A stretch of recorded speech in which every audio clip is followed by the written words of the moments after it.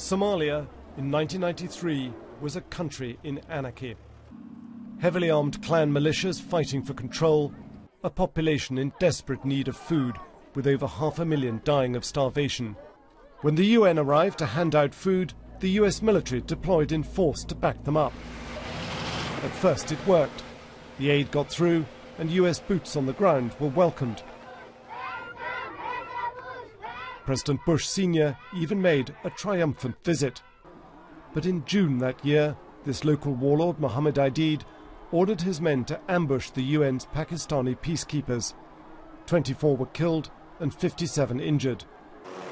The UN declared war on Aidid's militia, and the US military went after him. The whole US posture in Somalia changed, from peacekeeping to hunting down militias and facing an ever more hostile population. That October, the US launched an air and ground mission to capture Mohammed Aidid's top people, but it ended in disaster. 2 US Blackhawk helicopters were shot down, followed by the all-night Battle of Mogadishu. It became immortalized in the Hollywood film.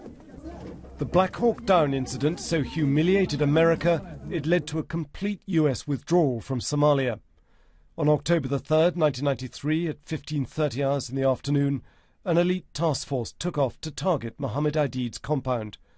But at 16:20 hours, a US Blackhawk was shot down by a rocket-propelled grenade and crashed. 20 minutes later, a second Blackhawk was downed. The task force was surrounded. A ground convoy was sent to rescue them, and a major battle ensued. By 06:30 the next morning, the battle over, the rescue force limped back to base. 18 Americans had been killed, some of their bodies dragged through the streets, but hundreds of Somalis also died. This week, I spoke to one of the few US survivors. As a country, and perhaps US foreign policy may have been more influenced by Blackhawk Down than anything in the late 20th century. I'm totally convinced that the US's decision to pull all US servicemen and women out of Somalia was probably the catalyst that caused the US not to get involved in the Rwanda genocide. In the security vacuum left by America and the UN's departure, an extreme Islamist militia sprang up, Al-Shabaab, meaning the youth or the lads. The Al-Qaeda-linked group believed to have carried out last month's attack on a Nairobi shopping centre. Leading the fight against Al-Shabaab today is the UN-backed African Union Force, AMISOM. The insurgents are losing ground, but still lashing out.